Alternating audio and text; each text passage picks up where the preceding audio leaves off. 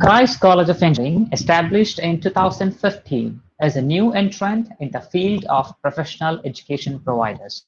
The college is managed by the CMI congregation of Devamada Province, Trichy, and is a part of the Christ Educational and Charitable Trust Irinjalakuda.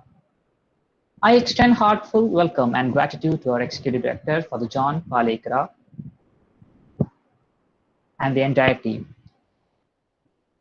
The Innovation and Entrepreneurship Development Cell (IEDC) aims to inculcate and strengthen entrepreneurial quality and motivation necessary to develop knowledge and skills among members of IEDC. We aim to impart basic managerial knowledge and understanding which helps students to formulate effective, innovative, and profitable projects. The IEDC cell of Christ College of Engineering has always been one of the most active organizations with innovative and vibrant events being its trademark.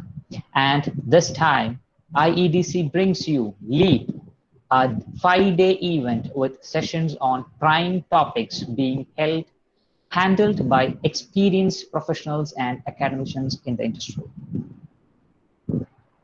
And dear participants, we'll begin the session very soon. I request all of you to kindly mute your microphone and turn off your cameras. And also, at the end of the session, we'll be having a 10-minute open section to clarify your doubts. So until then, kindly make sure that your mics and cameras are turned off. And the e-certificates for the program will be provided to all participants who attend all the 5 sessions. Thank you.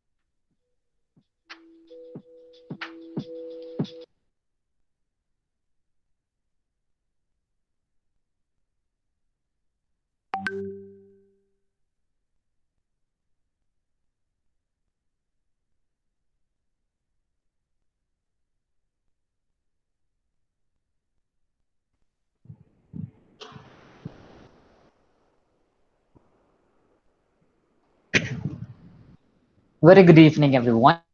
So, my name is Joseph Sam, and it is my utmost pleasure to welcome you all to LEAP, Learn from Professionals, organized by Innovation and Entrepreneurship Development Center, IEDC of Christ College of Engineering. So, as we know, Christ College of Engineering, established in 2015, is a new entrant in the field of professional education providers. The college is managed by the CMI congregation of Devamata Province, Trichur, and is a part of the Christ Educational and Charitable Trust in Irinjalakuda.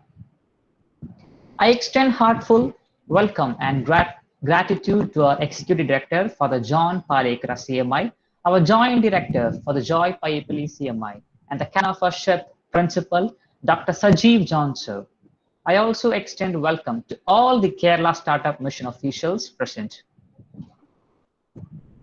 Special appreciation and greetings to the Nodal Officer of IEDC Cell, Sir Rahul Manohar. Also welcome to our CEO of IEDC CCE, Mohammed Ashik. The Innovation and Entrepreneurship Development Cell, IEDC, it aims to inculcate and strengthen entrepreneurial quality and motivation necessary to develop knowledge and skills among members of IEDC. We aim to impart basic managerial knowledge and understanding, which helps students to formulate effective, innovative, and profitable projects. The IEDC cell of Christ College of Engineering has always been one of the most active organizations with innovative and vibrant events being its trademark. At this time, IEDC brings you LEAP, a 5-day event with sessions on prime topics being handled by experienced professionals and academicians in the industry. So, LEAP is a much awaited sequel of a greatly celebrated event, Date with an Entrepreneur, where we provided you with a platform to meet a new entrepreneur and to get to know his or her roller coaster ride of success and failure. Today, being the 5th day of LEAP, the final day, and I'm really excited to have a wonderful personality with us. First of all, I'm really grateful to all the IEDC for bringing such an eminent personality as a resource person of the day. Ladies and gentlemen, to discuss on the topic computer vision, we have with us Mr. Jithesh Mundirikkal, the director at WOS Technologies, as our chief guest.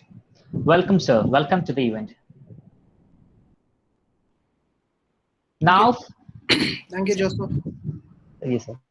Now, I'm welcoming the chair of the session, Jithesh sir of Christ College of Engineering. Joseph, am I audible?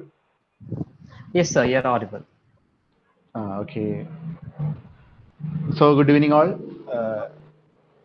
There is Jithesh. Actually, Jithesh is a technology enthusiastic and very passionate entrepreneur with years of experience in the field of in various industries such as it is biomedical engineering and IoT and agri-tech and many more. And in 8 years of entrepreneurial journey, he has been able to solve so many problems in business world around the globe. And after his BTech, he has joined us in signal processing and biomedical engineering in a startup in Hyderabad. And in 2016, he has started his own venture, that is Parkoban Private Limited. And in 2018, the present WOS Technologies. He is currently continuing as the director of the WOS Technologies, and he has done so many projects in the area of computer vision.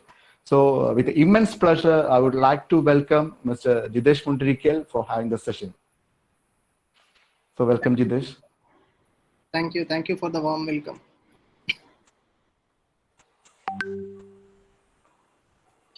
Joseph, you are on mute, I believe. I'm sorry, sir. Jithesh sir, your platform is all yours. Thank you. Yeah, thank you, Joseph. Thank you, Nin sir. Thank you, IEDC, for creating an opportunity for students to get a better understanding of how whatever they are learning in the college is going to be utilized in the market. So let me go ahead with the presentation. Let me just share my screen.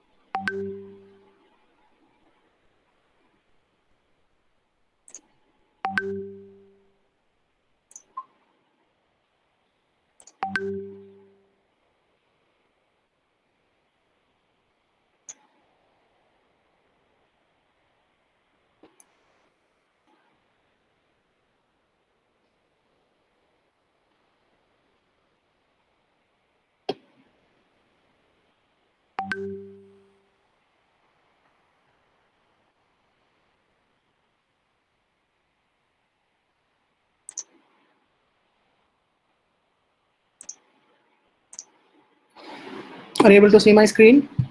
Yes, sir. It's able. Yeah. Joseph, just to add on here, I would like people to raise hands when I, ask certain questions and maybe respond to that question, just to make it interactive. Otherwise, they could stay on mute. Is that possible? Sure, sir. Sure. So, So, hi guys. the part. Yes, sir. Continue. Sorry. Yeah. So, could anybody tell me what you see on this image now on the presentation? Anybody?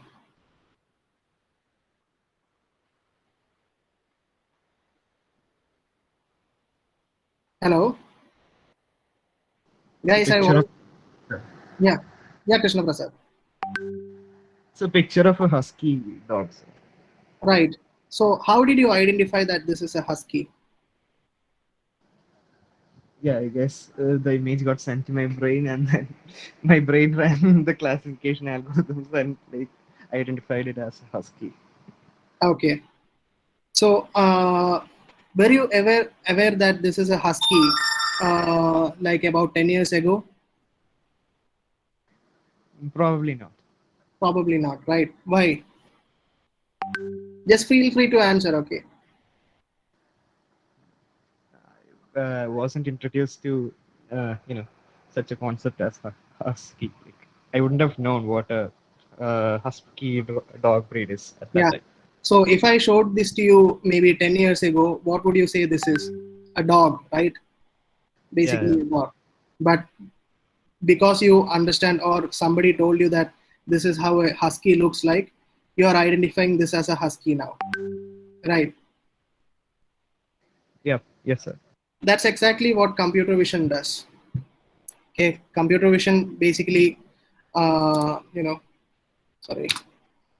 it's a multi-dimensional, multidisciplinary field which utilizes all the all the powers of signal processing, pattern recognition, artificial intelligence, image processing, math, and physics. It is basically a field of artificial intelligence, and it trains computers to interpret and understand the visual world.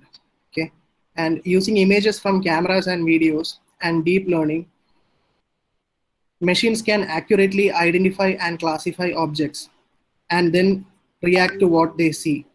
Like what our Krishna Prasad just did. He went ahead, looked at this image, processed that it is a dog, then he thought of what kind of dog it is, and he came back with an answer saying that it is a husky. Now,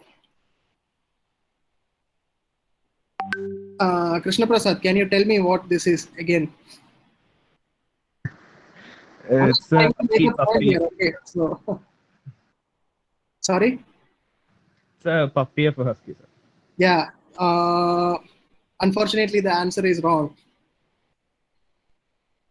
It's an Alaskan Malamute. Okay. So this is where our intelligence and training comes more into picture. Were you familiar with Alaskan Malamute before? Yes, sir. Yes, sir. Yeah, but this looks very similar in appearance that even we ourselves fail to recognize sometimes, right? When we are getting the image in the wrong angle.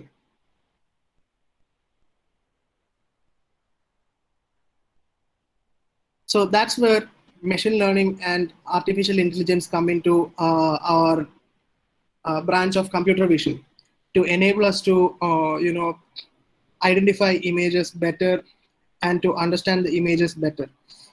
So just wanted to have a quick question. How many of you know what image processing is or how image processing works? If there is anybody, even a single person who doesn't know how an image is interpreted by a computer, please raise your hands.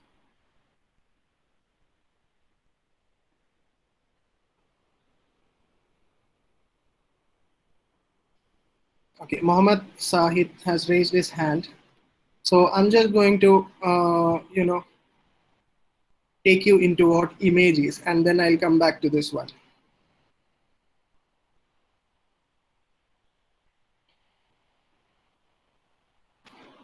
See, all of us know that computer works only in binary, right?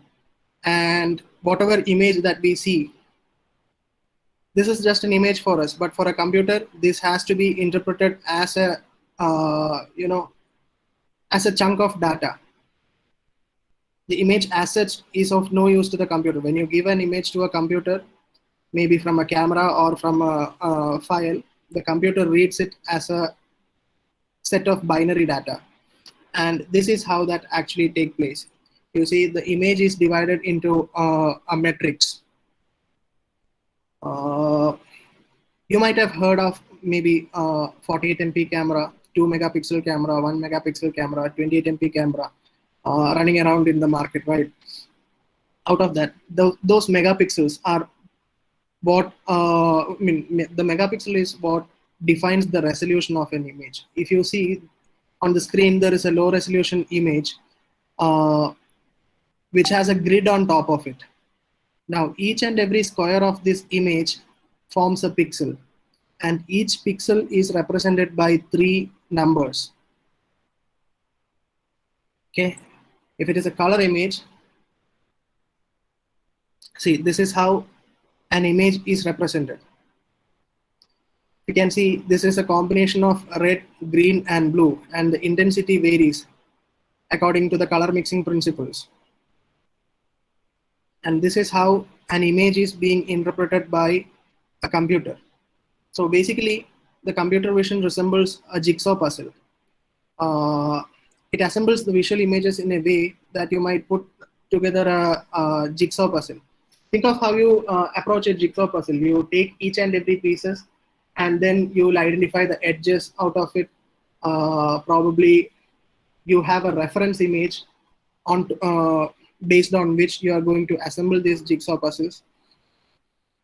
And you take it by trial and error method, basically in the beginning. But later on, with practice, you will be able to detect the edges of the images and then align it accordingly, find the other pieces that match the edges, and then take on. That is exactly how computer vision works. And that is how images are being interpreted, detected or identified by computer vision. See, this is how most of you basically would know that the entire color spectrum can be derived from RGB colors. And that is how our images are also kept in the form of data. You will have a layer for the red, you will have a layer for the blue component, and you will have a layer for the green component, and put together all of them, you will have a color image from grayscale image. So I'm just going through the basics of images just to take you back to how the computer vision actually works. This is a simple application of image processing, wherein you are detecting the edges of an image.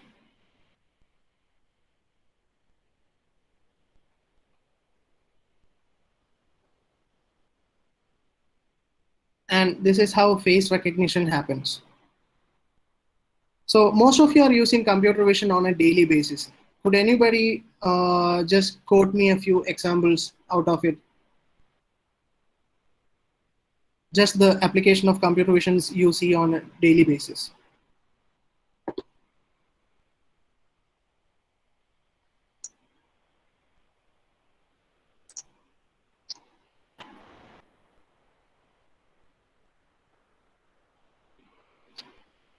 Hello? Yeah, you could unmute your mic and just answer again.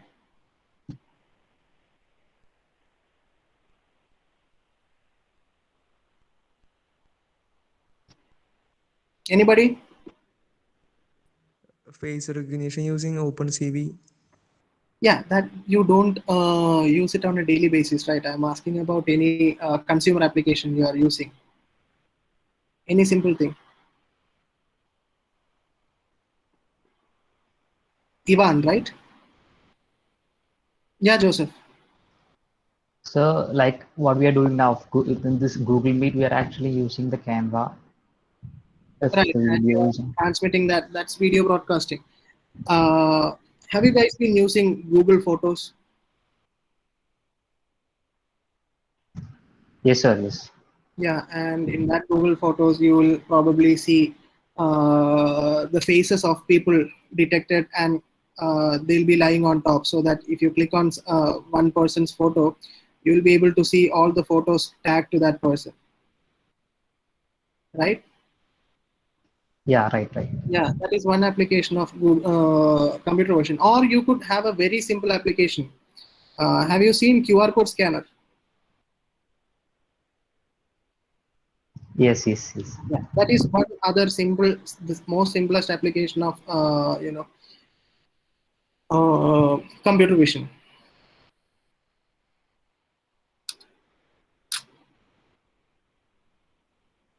Now, this is how we identify an image or maybe a face out of an image you see here. And the next step, see, there are basically 3 steps in computer vision. The first one is for acquiring an image. The second is to process the image, and the third is to understand the image. So acquiring an image is the most easiest part because you have a lot of camera, and cameras has saturated the world now because every mobile is having minimum of 2 or 3 cameras. And everybody has an option to take a photo these days, and it's affordable now. So acquiring an image is not the biggest challenge now. Processing the image, again, processing has become much cheaper compared to what you were having about 20 years ago maybe. The third part, understanding the image. This is where the actual research is going on now, and most of you would be familiar with the terms machine learning and artificial intelligence, right? Machine learning and artificial intelligence actually plays the vital part in computer vision. So basically, in the beginning, I asked Krishna Prasad about this dog. So the first, sorry.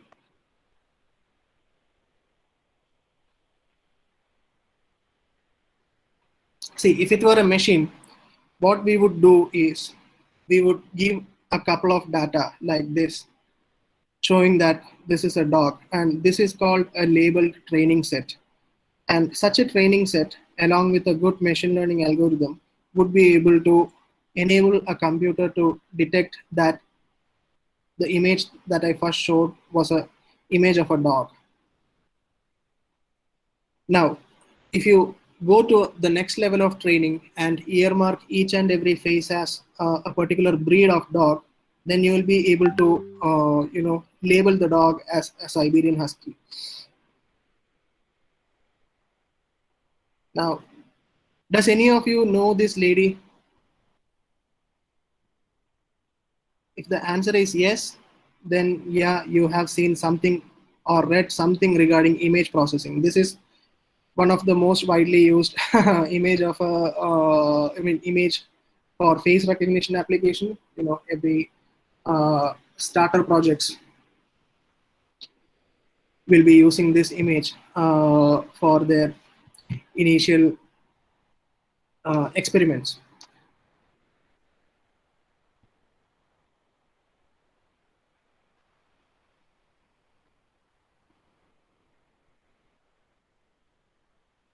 Now, you might ask a question: is image processing and computer vision one and the same, or is it different? So, image processing is one of the subsets of computer vision. Basically, image processing is concerned about smoothening, sharpening, change of contrast and brightness, watermarking, calibration, compression, highlighting edges and regions of the images. And that is what actually facilitates the image acquisition parts for the computer vision applications computer vision applications to happen. So basically, the computer vision applications would be having an identification part, wherein you identify your region of interest from an image. So if it is a face recognition image, you have a big picture, and the first thing you need to do is to crop the photo, crop the face out of it. And that is what we do in the identification phase. Then you will have the positioning phase where if at all the image is tilted, you will have to, bring it back to its actual orientation. Then you give a label to the image saying that this is a dog, this is a cat, this is a human. And then you feed all this data all together to a training algorithm so that you create a mini brain of how, the actual objective here is to create a system that resembles how your brain works. When you see something, when you see a video or when you see an image, how your brain interprets what is happening in the image. We are trying to replicate the same thing. And how did we reach to this point of recognition or identification of objects is all because of training. Like we had in the initial phase, the discussion with, Krishna Prasad, where Krishna Prasad said that he was not able to, he wouldn't have identified that that dog is a husky probably 10 years ago. But later on, he was shown that this is how a husky looks like. And that particular part is called labeling of that image. Krishna Prasad was shown an image showing that this is a husky. And Krishna Prasad was basically trained to see a husky and identify it. Basically, if you look at it from a holistic view, that is how that happened actually. And we are trying to replicate the same thing in computers, and that is how computer vision works. Now I'll take you through a simple face recognition system. So this is how it would look like. This is how a face recognition system would work. First, you input an image, then your intelligent algorithms will detect the face out of that image. Then we are transforming it for the orientation correction. If you could see this image and this one, he's having a slight tilt of his head, and that is being corrected here. If you can see, there is a black color here, which means, sorry, the image has been corrected there, and the final step is to crop the image. Now this particular part, what you see on the fourth section, is called the region of interest, and this is where you are going to work on. You don't have to work on the remaining areas. So this is the region of interest for you. Now we run this into a deep neural network, and that's where your clustering, similarity detection, and classification happening. So for this to happen, what we have to essentially facilitate is to create a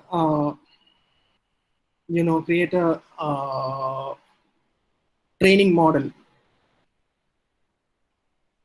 How many of you are familiar with any of the machine learning steps, or how machine learning works? Can anybody raise your hands?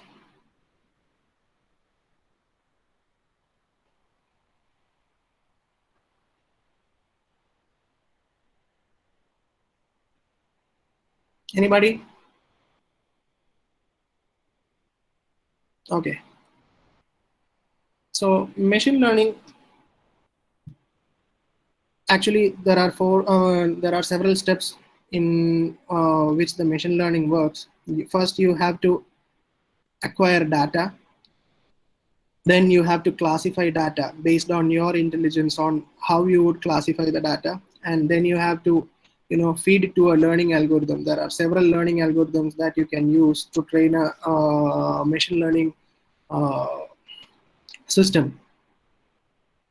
The easiest one to do is do a supervised learning.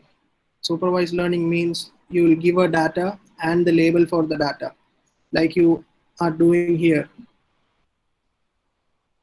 You see the image of this woman is having ID 1, and the image of this man is having ID 2, and you are feeding several images of that man, and along with that image you are feeding that its ID is 2, so that after a certain period of training, when you give a image to the system, either of the lady or of the man, the system would be able to recognize whether it is ID 1 or ID 2, and that is how machine learning, the simplest form of machine learning, works. See here, and this is the most easiest application that you can try for machine learning. Probably not with images, maybe even with words you can try. So when you feed an image to computer vision system, it will take the image either as a image or as a video. And videos, as you all know, are frames of images. Let's say a video is sampled at 30 frames per second. You will be having 30 images for a 1 second video. And if you want to, images, basically you can identify and detect faces out of an image. And if you want to enable tracking, then you will have to scale that detection into motion pictures, as in videos. Now, the second thing is to get your data ready to standardize the images, do the color transformation, tilt corrections, etc. And the third would be to distinguish the information about the image. That is what we call feature extraction. So if it is for a face, the eyes, the nose, the lips, the distance between the eyes, such things will form the features. And then you put all these things together, label it, and then put it into an ML model for training. And you will have a trained model ready with you, so that whenever you put an image in the next phase for detection or prediction, you will be able to get a probabilistic answer on what this image is, whether it is resembling a human, whether it is resembling a cat, etc. Now, this is a simple application of how computer vision works on a road. See, if you can see, there are buildings, there are trees, there are cars, roads, stop signals. Out of this, the stop signal was not trained earlier, so it's not being detected there. But rest of the thing,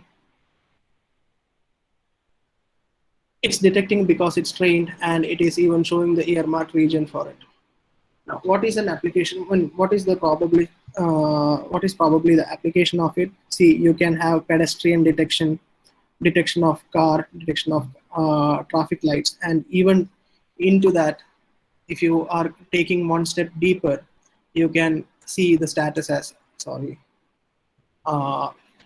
running and the direction that he is crossing the road, status as walking and the direction as crossing the road.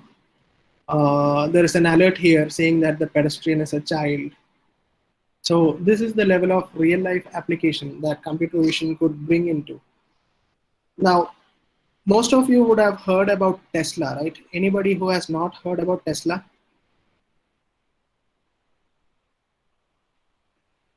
Anybody, please raise your hands. Or if anybody could say what Tesla is.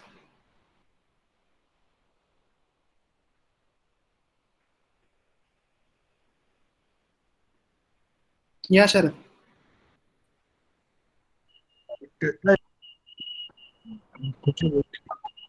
Sorry, Sharad, I couldn't hear you.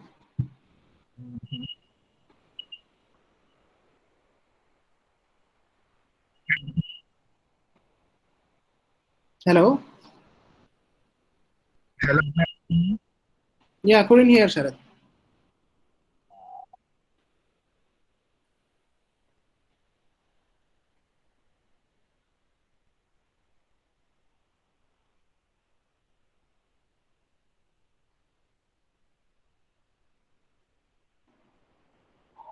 Yeah, Sharad, Tesla is an electric vehicle company. And what is their biggest feature?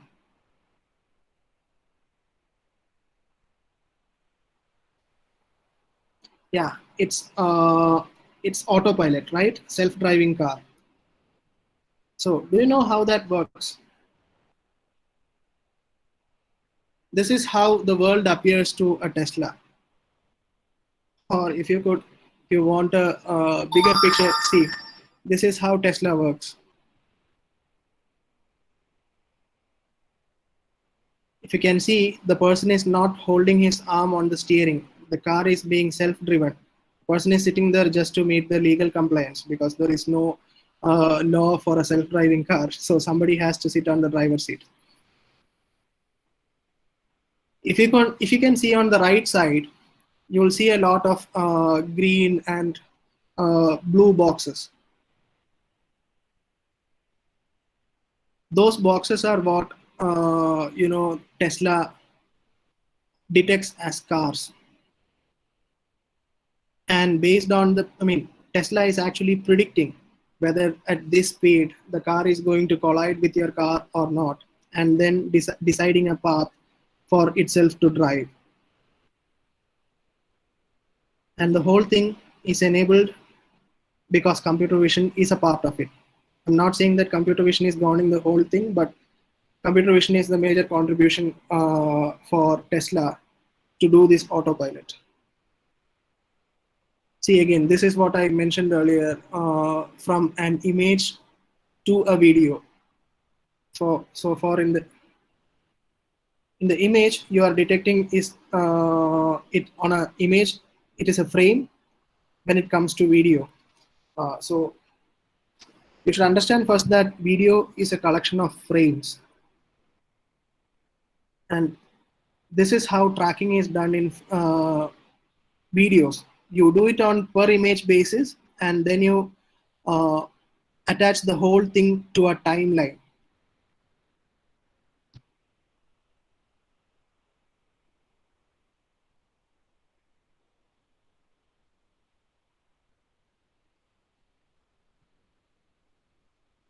Could anybody tell me what this data is representing? So I think that the data takes the feed of the position of their eyes and face, and it detects what their emotions are currently, Right. like what mood they are in. Right.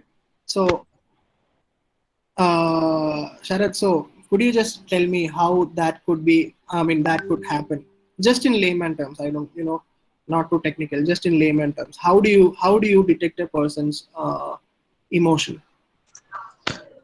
I think in this figure, they will take the input of their eyebrow position and their mouth, I guess, and the chin maybe also. Right. And see, when you look at a person's face,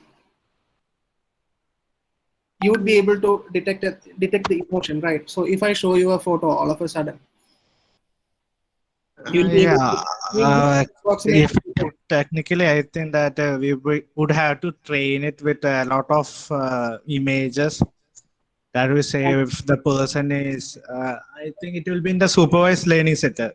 Exactly. So what you have to do is you have to collect a lot of images of a single person itself, displaying various emotions. Even for every emotion, you will have to have multiple images, maybe tens and hundreds of images, and then you label it, saying that this is the angry face of a person, this is the happy face of a person, this is a surprised face of a person, and then you train a machine learning algorithm with a supervised learning technique, and then you feed an image to that device, and it will predict whether that person is angry, happy, sad, or surprised, right?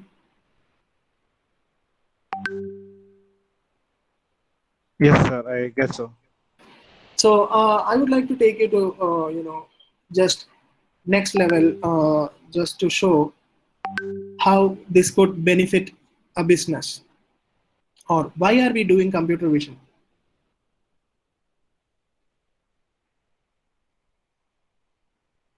Anybody understand what this image is?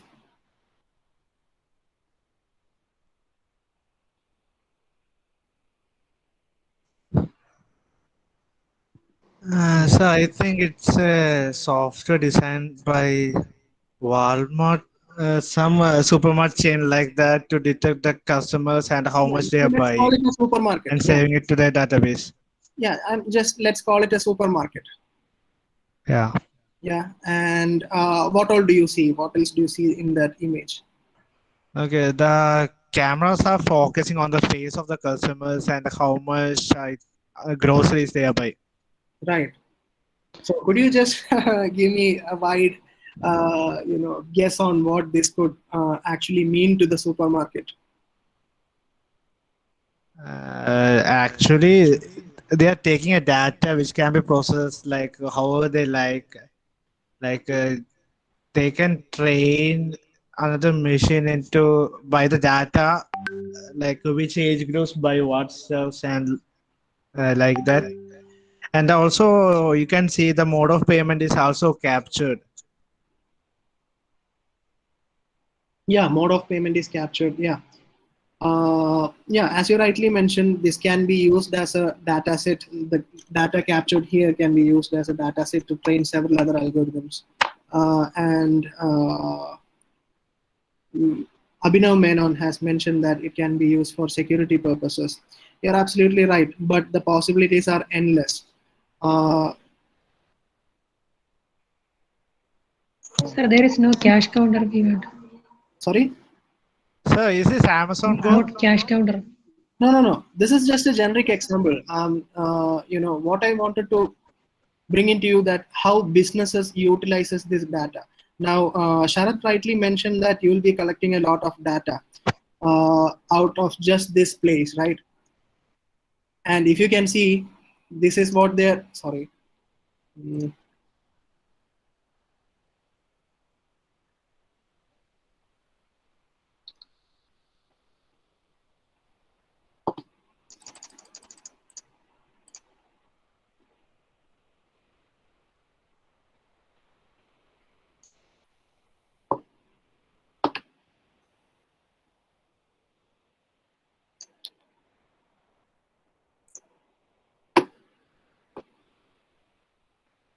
Can you see my screen? No, sir, no.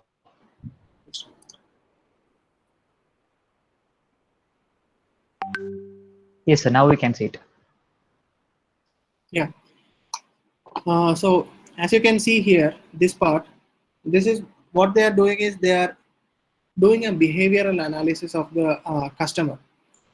See, they are identifying a customer. They are looking at what this particular guy is shopping from there, and they'll even check for the emotions while they are at the aisles collecting. Taking what they need from the grocery section there.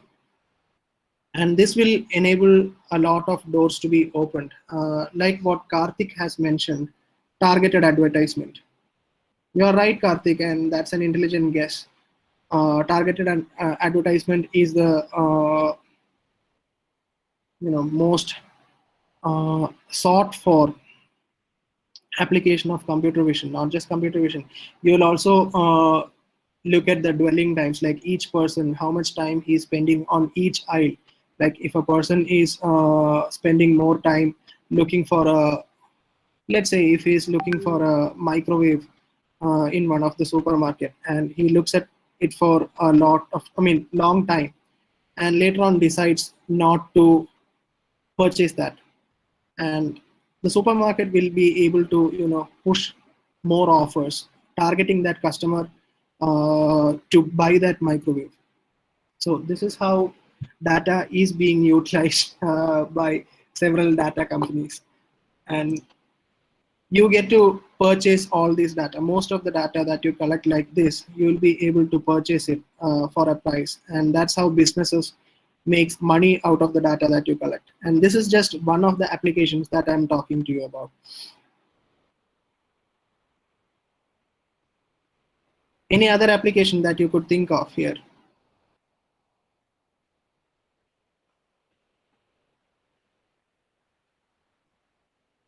You could probably use it to detect like robberies or something. Yeah, that's another application. Not just that, if there are missing people or people who has been reported to have done any crime. For law enforcement people, they'll be able to detect such things.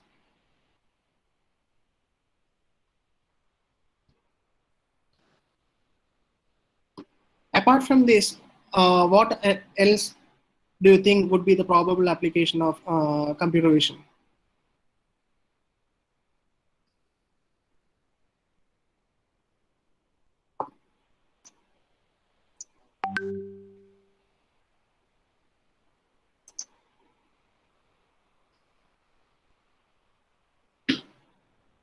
Anybody?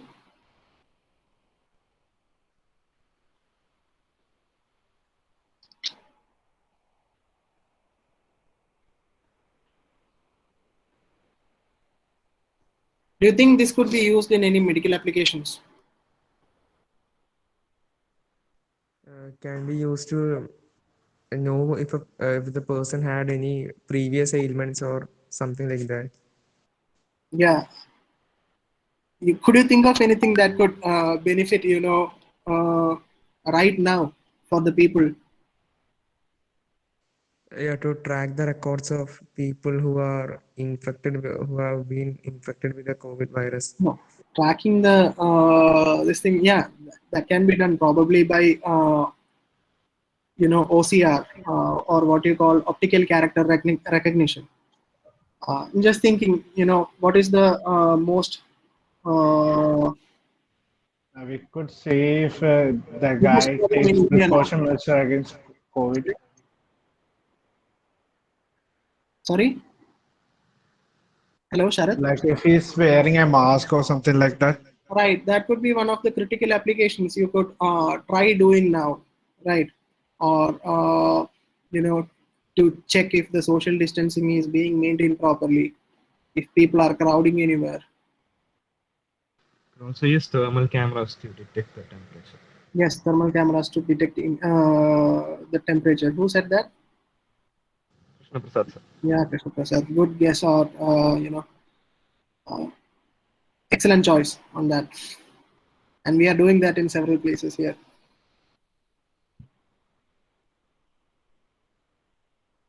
So guys, any questions on, any of the applications, or if you want to know deeper on any of the topics? I've just gone through the surface level of the topics here because it is a very wide subject, and you won't be able to cover too much in maybe just like 45 to 50 minutes. But anything, if you want to know deeper, just let me know. I'll just take you through it.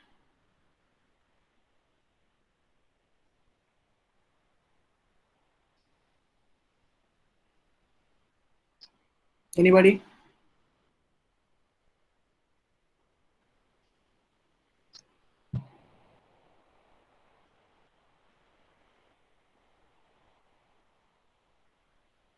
Hello?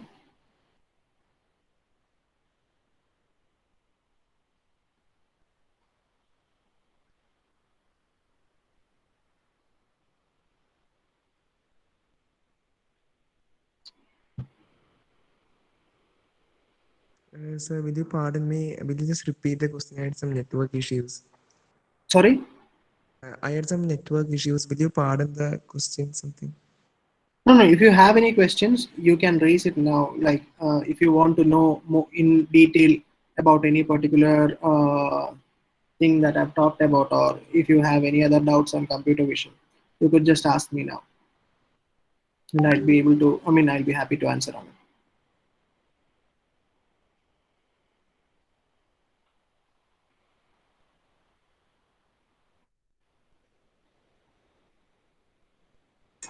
So, do you think that computer vision will add on to the current increasing fear of lack of privacy? It would definitely, and computer vision plays a vital part in, what you call the threat to privacy. But most of the times the cameras are off, is what we believe. It's a controversial topic. Who asked that question? Who asked that question? Sorry, could you raise your So, it's Karthik. Yeah. So, do you think the government or other authorities will add restrictions to That's a computer vision? controversial topic, Karthik. I cannot answer on that. Yes. I cannot answer against the government or for the government. So, Yes, sir. Understandable. but that could happen. Probably it is not happening. Probably it is happening.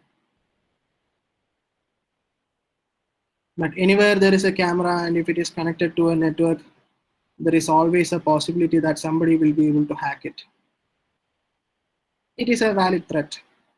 But most of our devices are having enough security features to let that not happen. Yes, thank you, sir.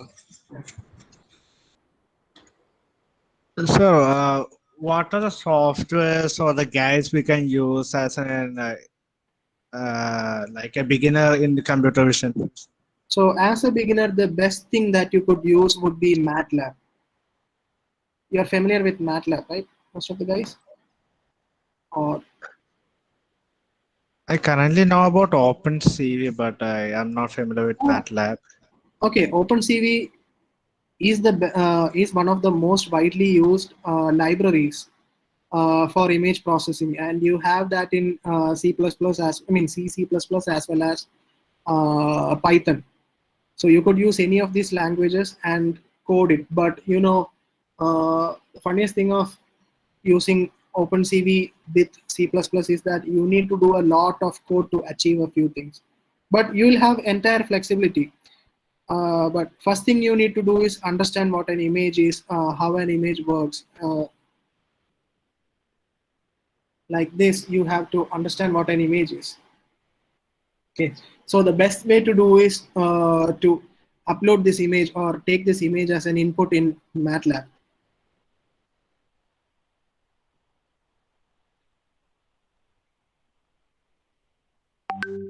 Hello, Sharad. Yes, sir, it's clear. Thank you. Yeah, I mean, you have MATLAB in your colleges, right? I don't think so. Okay. So you used to have such licenses while you were in college. So, or you could, try the free version. But it is much easier. In 2 steps or 3 steps, you will be able to do face detection from an image in MATLAB. So, if we are going to use MATLAB, would we need the presets like we would require an OpenCV, something like that? No, you don't need to have. It is included in MATLAB. You have a lot of applications in MATLAB. Just a simple Google will give you answers. You can try using HAR cascade classifiers. There is something called HAR cascade classifiers. And that is the easiest face detection. It is not face identification, like detecting a face out of an image. You will have a box on top of the face, like this, or you will get it like this. Not the eyes and lips, but the face will be detected, and you'll be able to do that in very simple steps. Good question, Alvin. Is computer vision able to see in fog or smoky region? It again depends on how you train the system. If you train a system to detect images in smoky or foggy region, definitely it will be able to do it. But training is not easy. It requires tremendous amount of data.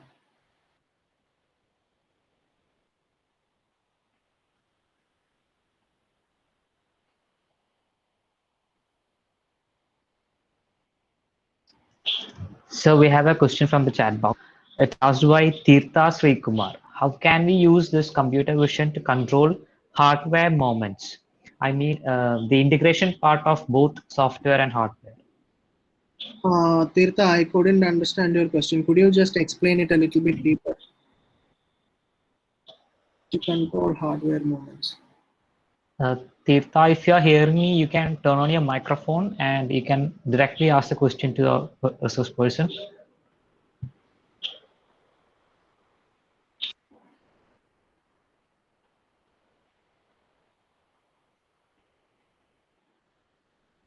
Hello. Hello, Tirtha Srikumar. If you are hearing me, you can turn on your microphone. You can ask the question directly to the sir. And dear other participants, it's actually an open session. If you have any doubts regarding any topics or anything, you can actually put it in the chat box or use your mic to speak directly to the sir. Please feel free to ask your doubts. Yes, Tirtha, you can actually use CV to control motors, but if you can give me a deeper understanding on what you are, which kind of motor you are trying to control, I'll be able to give you an answer on that. Or what parameter of a motor are you trying to control? Are you trying to control the RPM?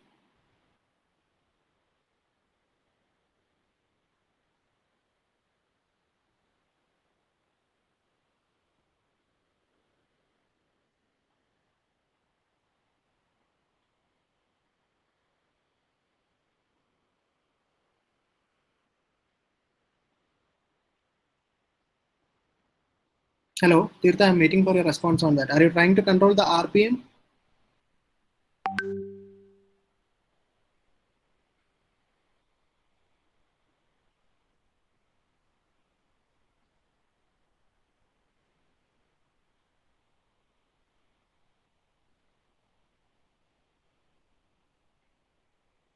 Sir, in case if it's the RPM, then how can we control it? So how do you measure the RPM now? Using PWM signals. Or how do you visually calculate the RPM? Have you used a tachometer? Either No, we monitor, use, monitor. Actually, first you have to monitor. Sorry, poor choice of words from me.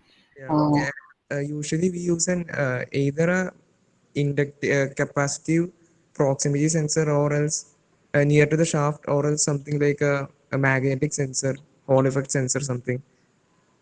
Yeah, there is another application called tachometer, wherein you will be putting a reflective tape on top of the rotating part, and you have a machine called tachometer that checks for the frequency of it getting reflected, and then you get the rotations per minute in that.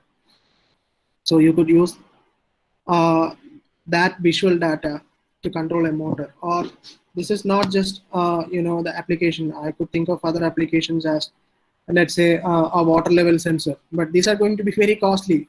But you can try this water level sensor if you keep a video recording on top of a water tank, and then you could write open CV algorithms to detect the level of water and then switch on or switch off a motor. That's just Sir, another application of it. but it's most probably most of them will be opting for usual methods like you dipping to electrodes and checking the measure. No, that is the simplest part. But if you ask me if you could use computer vision for that, yeah, you can. Or maybe you can think of a wider application and in an industrial automation case. Sir, may I ask another question? If, in case of a robotic arm, Yeah. and if we want to adjust the robotic, the motor's rotation as per the height of the person, can we calculate the height of the person using computer vision? You can. That part is called augmented reality. Should we give any reference to that in case the height of the door as a reference, and should we calculate it Yeah, as there per? should be a reference, there should be calibration, and then there is calculation. So if you have you used an iPhone? Not much. Okay, so I don't know about Android phones whether they have that application or not. In an iPhone, you have an application that allows you to measure distances just using the camera. So first you have to do is calibrate the camera, and then you can select a starting point and ending point. It will show almost very accurate distance calculation. So such things can be implemented in computer. I mean, this CV using OpenCV libraries.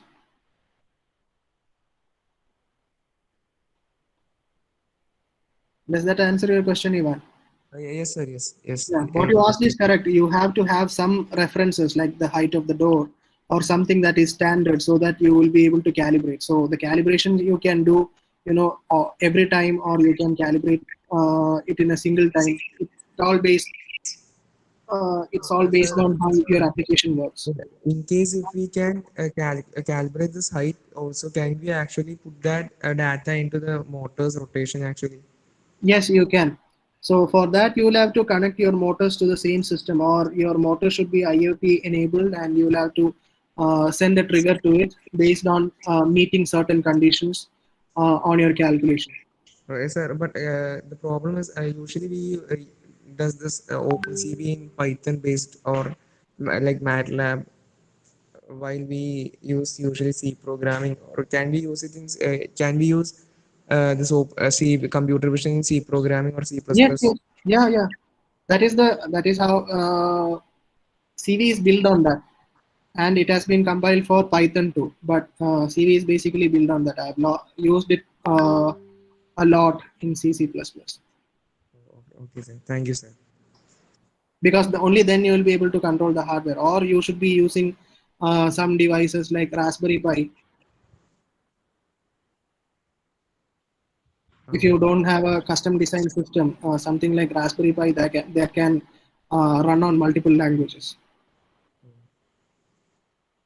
Okay, sir. Thank you, sir.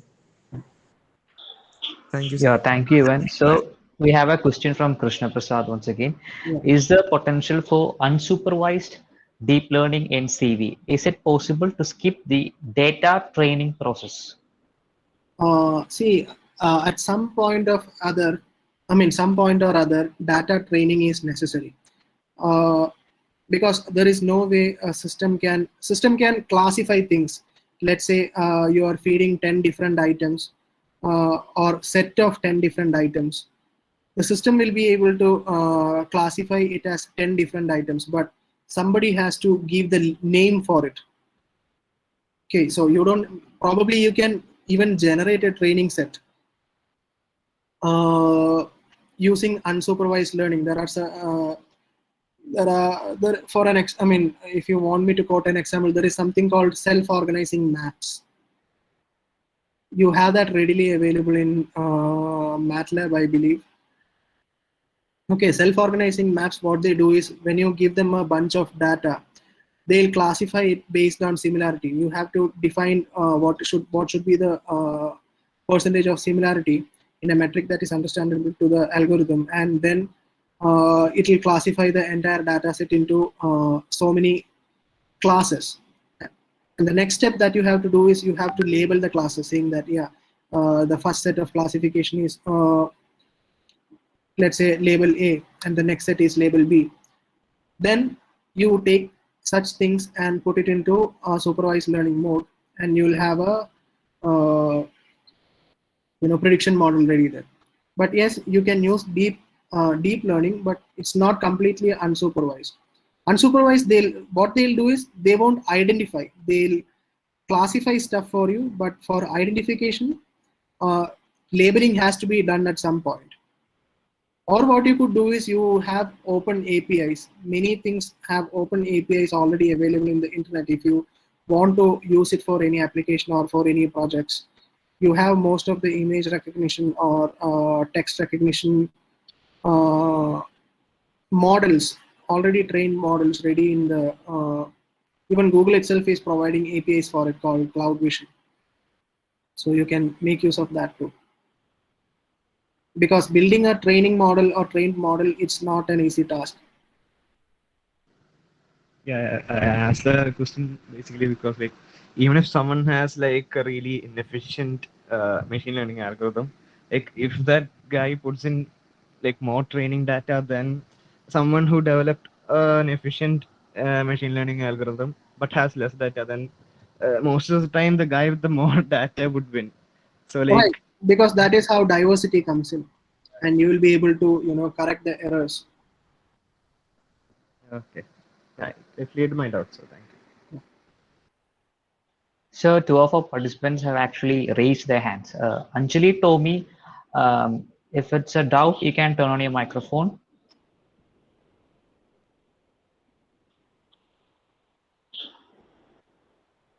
Anjali told me if you are hearing me, you can ask your doubt to the sir.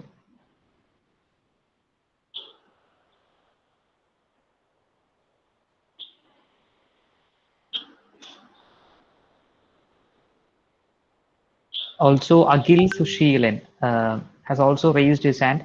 So if you're having a doubt, Agil Sushilan, you can turn on your microphone, you can ask the question.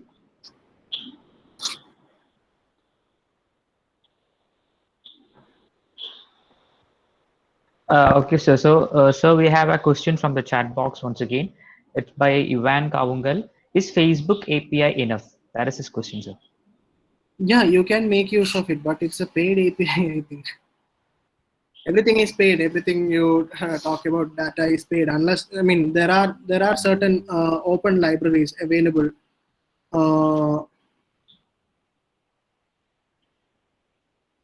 From many of the colleges like MIT. MIT is providing an open database. There are several other databases that are open for research and development purposes, not for any commercial applications, but for research and development. Yeah, thank you, sir. Thank you for that question. Thank you, Ivan, for that question. And participants, I hope we don't. If you have any further doubts, looks like we have no more doubts. So to consolidate the session, I'm now calling Nitin sir of Christ College of Engineering. Hello, Joseph. Am I audible? Yes, sir, you're audible. Okay. Okay, Jithesh, it was a very nice session. You could make a session very interactive by taking answers from the participants. Nice. And participants also affected well. And the main point is you have just start from the basics. That is what an image is by showing some basic pictures and taking the answers from the participants. What an image is and how it is being processed by the computer. And most of us are just familiar with the term image processing, but we don't even in a situation to analyze it. But you could clearly explain what an image processing is and what are the applications of face recognition, even in a supermarket and all.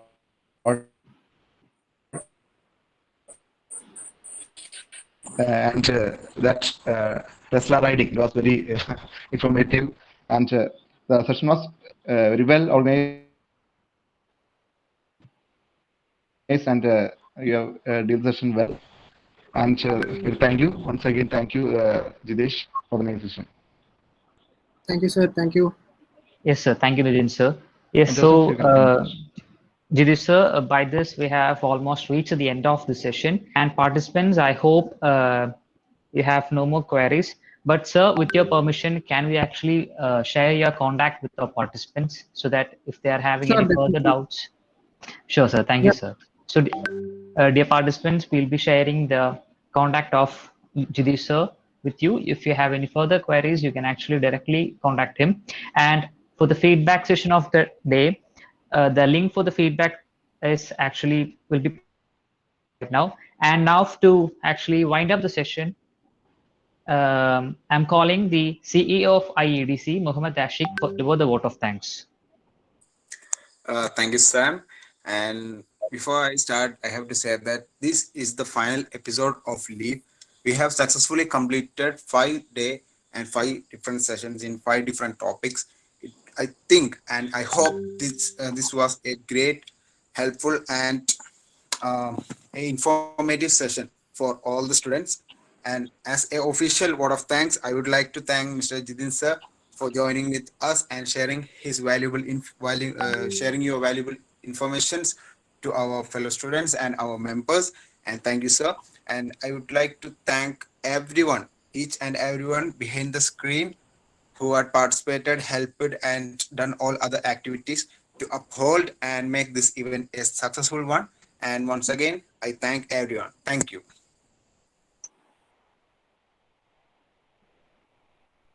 Yes, thank you, Muhammad Ashik. And Jithesh sir, if you are hearing me, as a token of gratitude, we are actually presenting you a small memento, nothing but actually a portrait drawn by one of our students of IEDC. And Krishna Prasad will be actually presenting the screen to you. Yeah, thank you very much. So this is Sir, a small token of our gratitude. really good effort. Yes, sir. Whoever did that? Yeah, thank you, sir. Who's the person Thank you, who sir. Thank you. did this drawing? Ashwin. Yes, sir. It's done by Ashwin. Okay. Thanks, Ashwin. Yeah. So Nice work. Yeah. once again, thank you so much, sir. Thank you for joining. Thank you for giving a wonderful talk on computer vision and for clearing all our doubts. And the feedback link of the session is actually provided in the chat box. So participants, kindly make sure you fill the feedback forms. So your e-certificates will be available by the end. And once again, thank you to all for making this wonderful session a grand success. Once again, thanking all. I'm concluding. Bye. Thank you. Thank you. Bye, guys.